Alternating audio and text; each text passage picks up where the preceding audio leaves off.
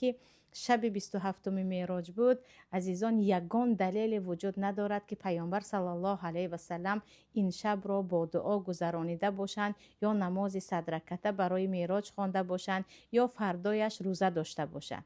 یعنی شب 27 رجب را با عبادت و فردایش را روزه گرفته باشند. حدیث ها همش ضعیف، حتی موضوع هست، یعنی حدیث های بافته شده است. برای همین نه نماز مخصوص دارد، نه دعای مخصوص دارد، نه شب نشینی و ذکر و دعا هست که اینها همه بی‌دلیل هستند و حتی بدعت هستند. و پیامبر صلی الله علیه و سلم میگویند کل بدعت ضلاله و کل ضلاله فی النار.